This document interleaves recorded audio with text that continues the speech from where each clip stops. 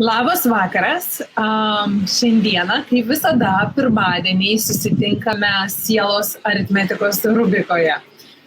Taigi šiandieną, kaip visada, mūsų jau daugiau negu metai tapusią tradiciją, kur kas savaitę mes traukiame vieną iš frazių iš sielos aritmetikos ir, aišku, transliuojame gyvai atsakymus į jūsų klausimus. Pirmą kartą šiandieną transliuoju gyvai ir iš Instagramos, todėl bus labai įdomu pažiūrėti, kaip man sekasi. Ir neužilgo Instagramoje pasirodys IGTV visa sielos aritmetikos rubrikos programa. Taigi labas vakaras visiems, kas žiūri ir stebi iš Facebook puslapio, visiems, kas stebi iš Instagramos. Ir jau tradicija tapusią mūsų sielos aritmetika šiandieną pasitinka dar vienas klausimas.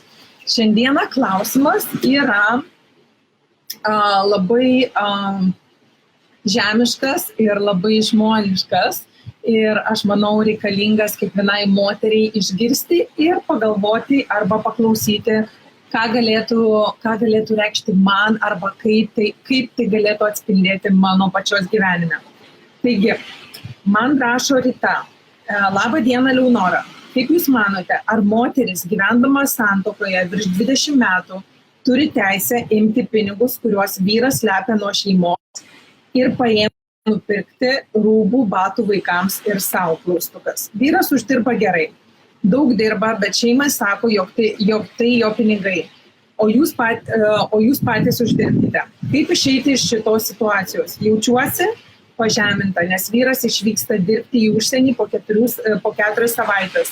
Grįžęs pabūna porą savaičių, vėl išvyksta. Palieka mums 500 eurų maistui, 4 asmenims ir 3 gyvūnams ir sako, nelaidykit pinigų, o taupykite. Pati dirbu ir mokausi, todėl kol kas uždirbu nedaug, tik savo plaukų ir nagų higienai.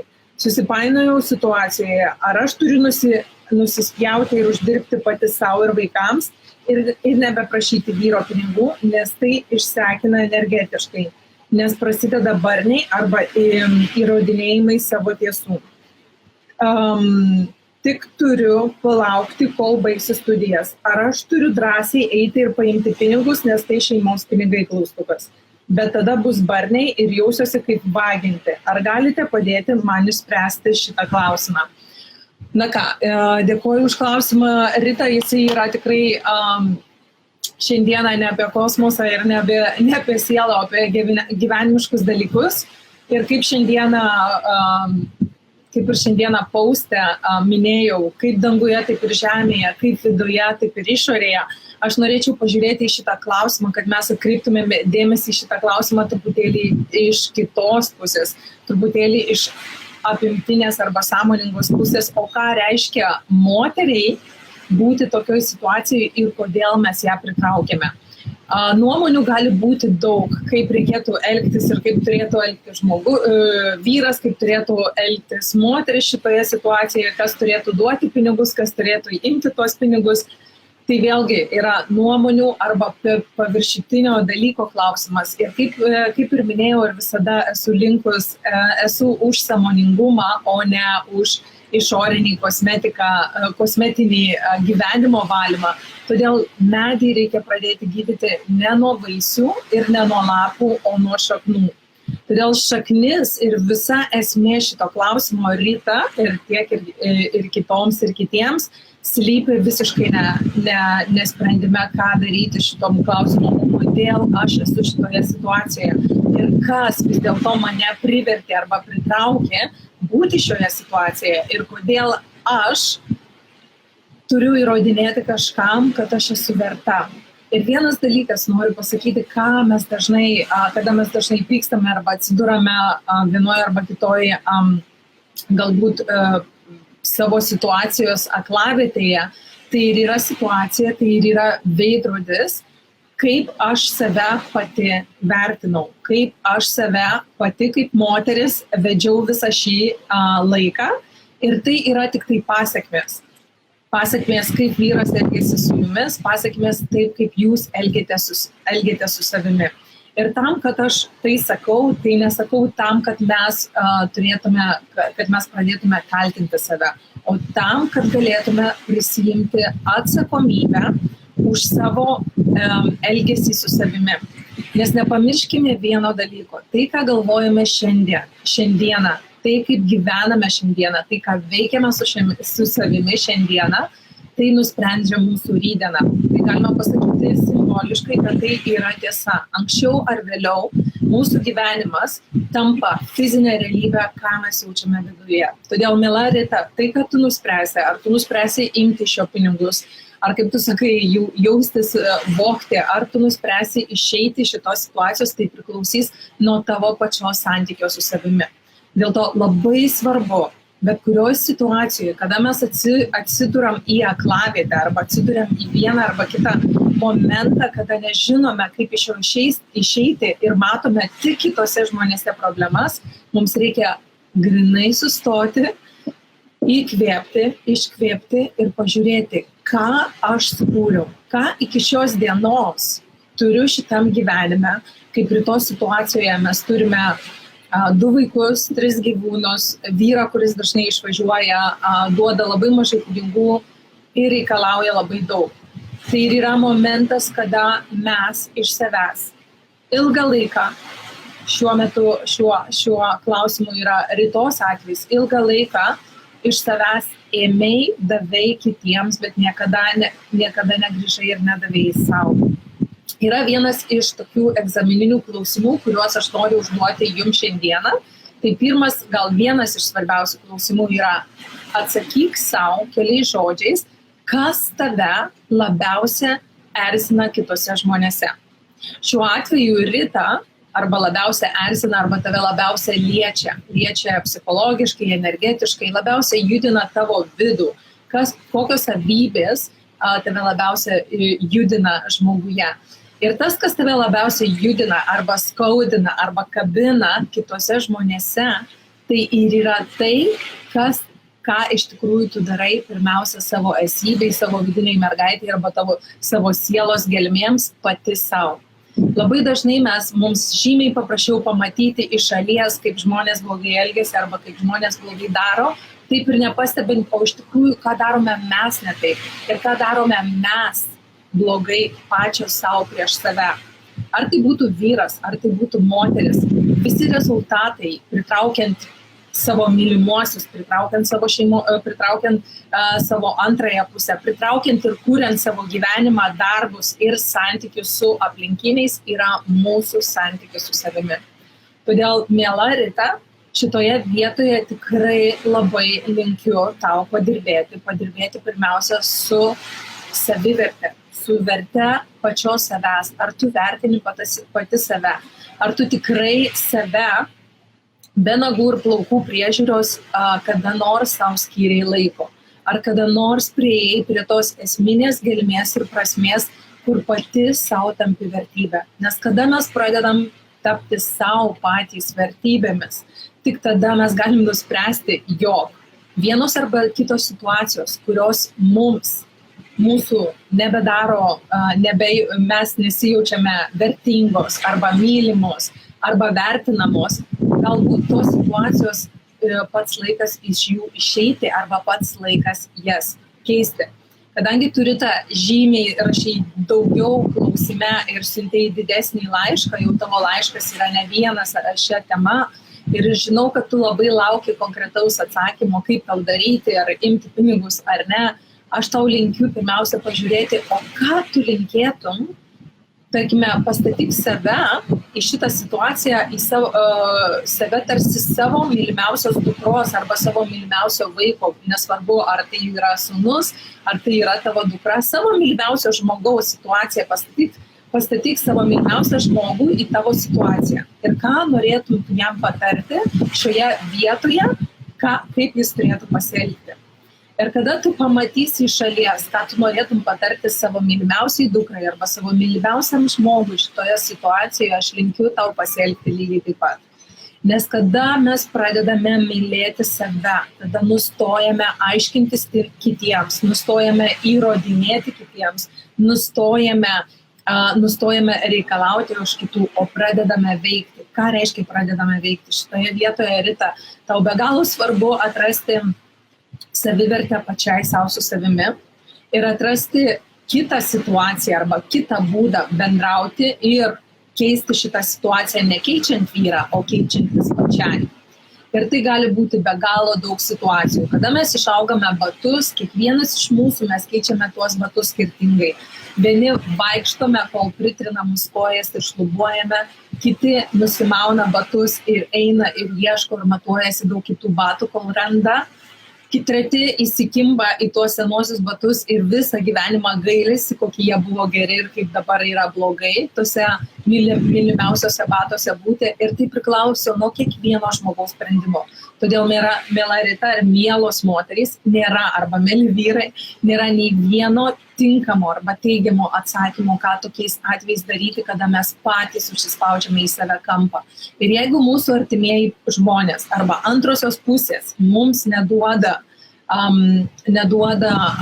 pagarbos, nesuteikia pagarbos ir nesuteikia tos vidinės meilės, kurios mes norime arba kurios mes tikime, pažvelkime truputėlį giliau į save. O ką vis dėlto aš galiu padaryti dėl savęs, su savimi, kad pirmiausia, aš pati pasijausčiau verta pinigų, verta meilės, verta dėmesio ir verta pagarbos.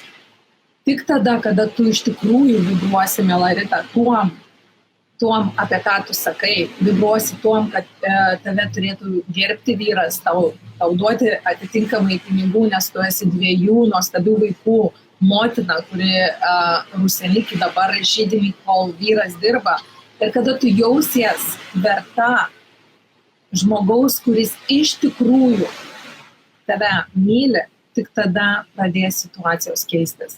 Todėl ne paviršutinė situacija viską gali pakeisti, o ta situacija, kaip iš tikrųjų, ko tu iš tikrųjų linki savo mylimiausiam žmogui, ko linkėtum savo mylimiausiam žmogui šitoje situacijoje. Pastatyk savo mylimiausią dukrą, savo mylimiausią sūnų ar mylimiausią mamą, nesvarbu, ką labiausiai myli šiuo metu, nes mums labai sunku suvokti, kol mes nemylime savęs, į kokias situacijas mes save įvarome, į kokias situacijas mes save pastatome gyvenime. Ir dažniausiai žiūrėdami iš šalies, kada stebime savo draugų situacijas, geriausios draugės situaciją, geriausios savo mylimiausios sesers situaciją, mamos situaciją, tėčio situaciją, mums taip užsidega širdis ir mes taip norime jiems padėti ir patarti ir pasakyti, ką jie daro gerai ar ką jie daro blogai.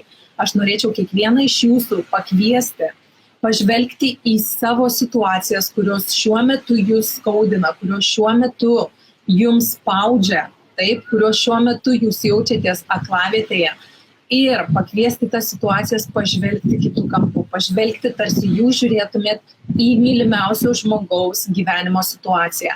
Ką jūs tuo metu patartumėt jam ir kaip jūs galite patarti savo šioje situacijoje. Aš jūs kviečiu tiesiog pasitalpinti į aukštesniojo savęs situaciją, į sąmoningumo būseną, kada jūs galite stebėti savo gyvenimą iš šalies ir priimti teisingiausią sprendimą. Supraskime vieną dalyką, jog mes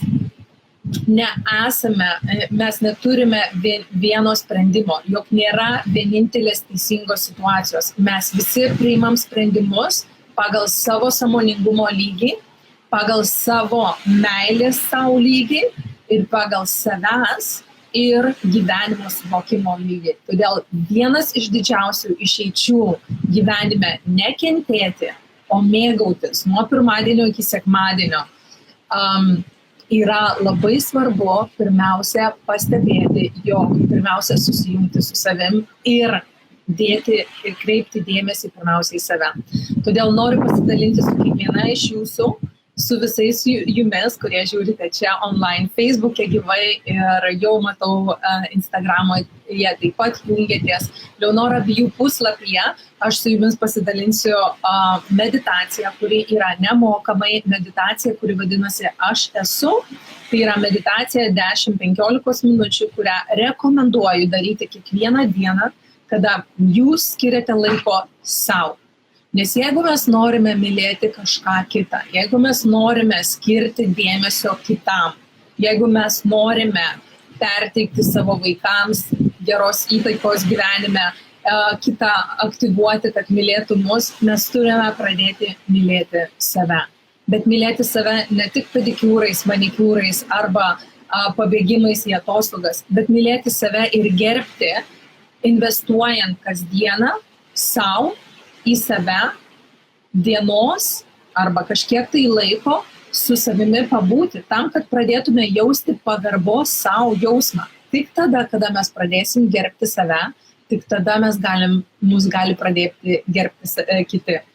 Galbūt aš kažkada dalinausi su jumis šią savo patirtimi, bet aš niekada nepamiršiu, kada aš buvau verslininkė ir turėjau BU Producing agentūrą, kuri buvo tarptautiniai žinoma ir pakankamai turėjau nemažai darbo visose pasaulio šalyse. Tuo metu aš turėjau 2 telefonus, kurie niekada netildavo ir jeigu tik nespėdavo atsiliepti vieną iš jų, iš skambučių, žmonės priekaištaudavo man, pykdavo ant manęs, aš visada atsiprašinėdavau ir niekada neturėdavau laiko net paskambinti savo artimiausiam žmonėm, savo tuo metu sužadėtiniam, neturėjau laiko paskambinti savo šeimai, neturėjau laiko savo pačiai. Ir tik tada, kada aš supratau, kad nėra kelio atgal, o tik yra kelias į save, aš pradėjau po truputėlį skirti laiko savo, po truputėlį išsijunginėti telefonus, po truputėlį dėti ir integruoti sąmoningumą savo pačiai su savimi ir gerbti savo laiką. Tai prasidėjo nuo 5 minučių, vėliau peraugo į pusvalandį, vėliau į valandą, o dar vėliau tai tapo mano ritualu nuo 2 iki 3 valandų. Ir nuo to mano verslas nesuprastėjo, sumažėjo žymiai skambučių, sumažėjo mano telefonų kiekis, iš 2 tapo 1 ir mano prioritetai persitvarkė. Ir tik tuo met, kada aš pakeičiau savo santykį su savimi, pasikeitė žmonių santykį su manimi. Ne dėl to, kad aš jiem pasakojau, kaip aš jį pakeičiau, bet žmonės intuityviai pradėjo jausti tą kokybę, iš kurios aš kalbu su jais. Todėl mano skambučiai pirmiausia prasidėdavo klausimu, kai aš atsiliepsdavau, ar aš galiu kalbėti šiuo metu. Ir aš tik tai leisdama arba atsakydama, jog perskambinsiu vėliau, pradėdavau pokalbį arba jį nutraukdavau. Ir nuo to mūsų santykiai su verslo partneriais arba su darbuotojais arba su draugais ir žmonėm nepasikeitė. Atbyrėjo tie, kurie negerbė manęs, atbyrėjo visos situacijos, kuriomis aš negerbiau savęs ir atsirado prioritetas savo artimiesiam, šeimai, savo pačiai, darbui iš visiškai kitos kokybės. Ir žmonės pradėjo gerbti mano laiką, aš pradėjau gerbti savo laiką ir taip pradėjo augti kokybinis laikas mano darbo, mano asmeninio pasaulio ir mano intimaus, mano vidinio pasaulio santykis.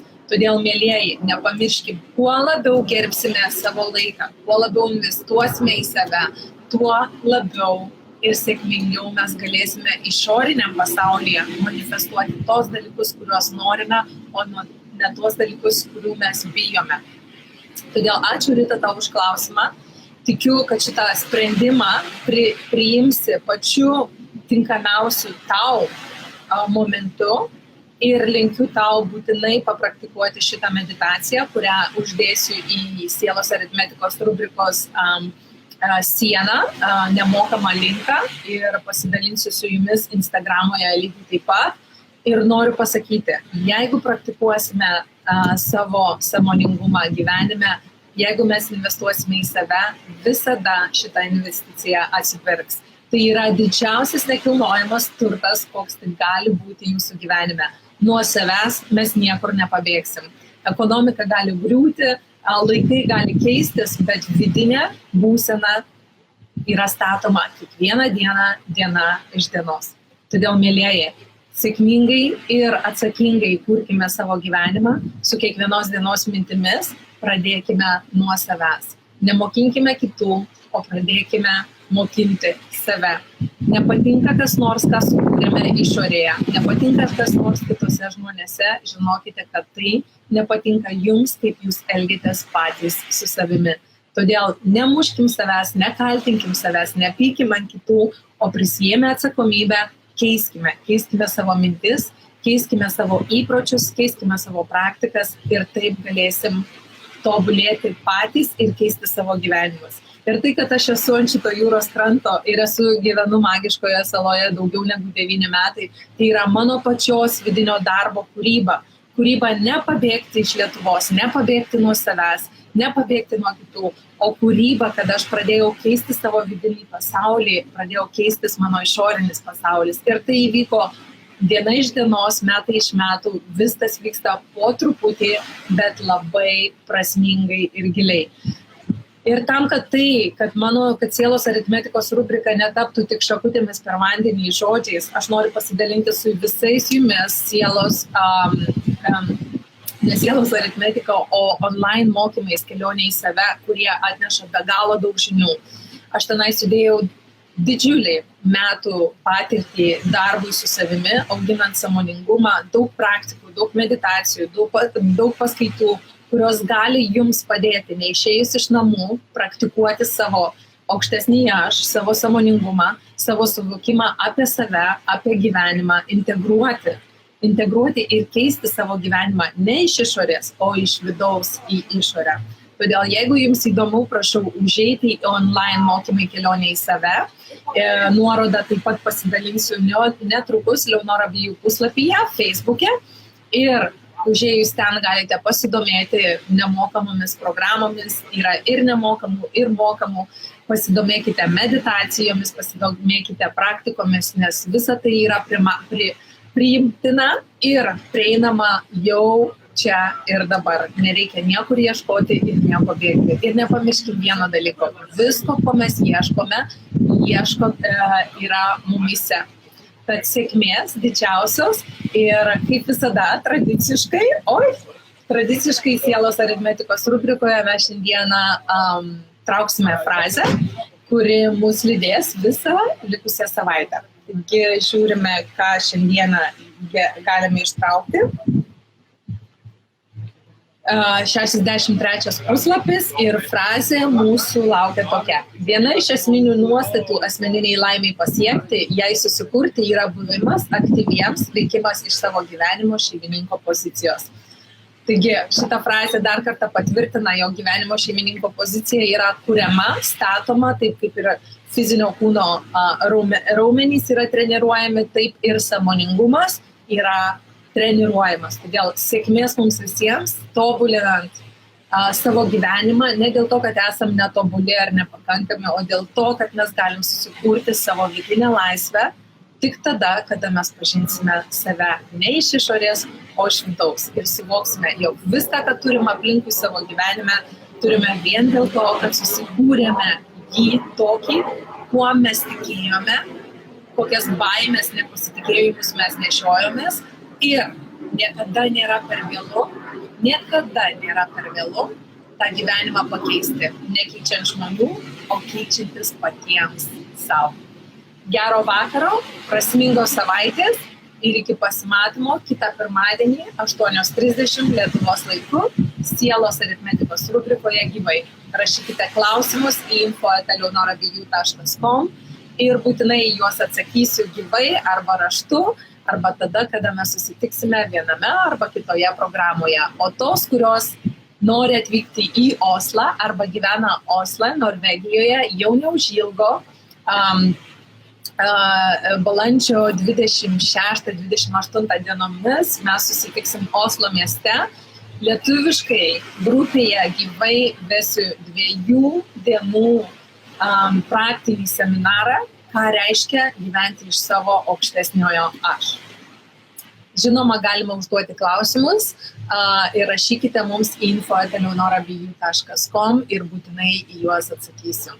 Sėkmės, iki pasimatymo ir ačiū visiems už dėmesį. Iki!